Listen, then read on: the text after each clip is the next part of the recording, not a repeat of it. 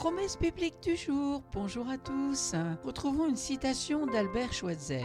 La seule chose importante quand nous partirons, ce sera les traces d'amour que nous aurons laissées. Notre monde a soif d'amour. Sans avoir recours à la statistique, nous pouvons affirmer que plus de la moitié des chansons du monde parlent d'amour. C'est aussi pareil pour les films et séries télédiffusées. Il y a presque toujours une histoire d'amour dans tout ou une partie des scénarios imaginés par les producteurs venant de tout pays. Tout cela parce que le monde a soif d'amour. Mais est-ce le fait de parler d'amour ou de le mentionner dans une chanson puisse apaiser notre soif universelle profonde? La réponse est malheureusement non. Parce que l'amour offert par ce monde n'est qu'un simple sentiment qui fait vibrer notre corps charnel et entraîne le désespoir. Il n'est que superficiel et donc incapable de nous apporter un rassasiement absolu. Savez-vous que notre soif ne réside pas seulement dans notre corps physique, mais aussi et surtout dans un endroit plus profond encore, au fond de notre âme? Ma chère sœur, tu penses peut-être qu'en se mariant avec le prince charmant de tes rêves, tu seras comblé et tu n'auras plus à envier quoi que ce soit. Mon cher frère, tu penses peut-être que lorsque tu sortiras avec cette très belle fille, top modèle de l'année, tu deviendras l'homme le plus heureux de la planète. Ou peut-être vous vous dites que vous n'appartenez pas à cette course à l'idéal,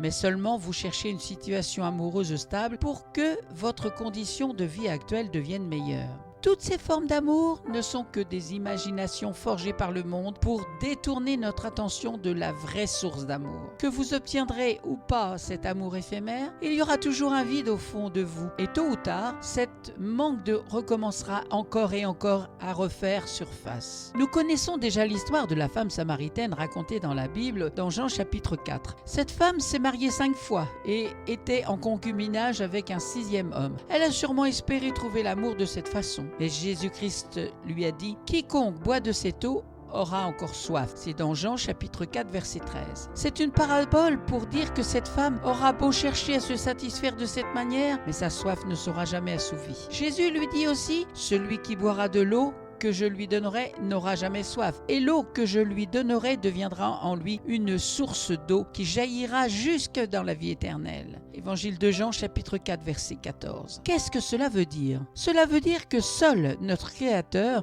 sait comment combler cette partie vide qui se cache dans notre fort intérieur. Le seul amour qui pourrait nous procurer une satisfaction totale, c'est l'amour de Dieu. Il s'est fait lui-même appeler amour. Dieu est amour. Et celui qui demeure dans l'amour demeure en Dieu, et Dieu demeure en lui. C'est dans 1 Jean, chapitre 4, verset 16. Mon âme a soif de Dieu, du Dieu vivant, a dit le psalmiste dans le psaume 42, verset 2. L'amour de Dieu est gratuit, et il ne s'obtient que par la foi uniquement. L'amour de Dieu a été manifesté envers nous en ce que Dieu a envoyé son Fils unique dans le monde, afin que nous vivions par lui. Et cet amour consiste non point en ce que nous avons aimé Dieu, mais en ce qu'il nous a aimés et a envoyé son Fils comme victime expiatoire pour nos péchés. C'est dans 1 Jean chapitre 4 verset 9.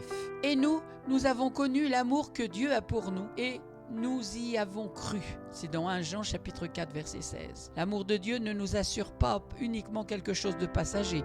Il nous garantit une vie qui se poursuivra éternellement. De loin, l'Éternel se montre à moi. Je t'aime d'un amour éternel. Jérémie chapitre 31 verset 3. Et ensuite, qu'est-ce qui fait la différence pour celui qui a cru en cet amour? D'abord, il est important de savoir que l'amour de Dieu n'a rien à voir avec un sentiment ou une émotion qui nous saisissent en fonction des circonstances. Il s'agit plutôt d'une décision d'aimer. Aimer tout le monde de façon inconditionnelle comme le Christ nous a aimés inconditionnellement. L'amour de Dieu nous rend capables de répandre l'amour autour de nous sans rien attendre en retour. Quand quelqu'un se sent aimé par Dieu, il devient un instrument d'amour puissant entre ses mains. L'amour de Dieu qui est en nous ne nous pousse plus à aller chercher un assouvissement dans une quelconque situation ou à travers une conquête, encore moins auprès de quelqu'un qui est un être incomplet et imparfait comme nous le sommes. L'amour de Dieu nous rend équilibrés en toute situation. Un point important, l'amour de Dieu nous oriente vers l'obéissance à sa parole. Mais celui qui garde sa parole, l'amour de Dieu est véritablement parfait en lui. Par là, nous savons que nous sommes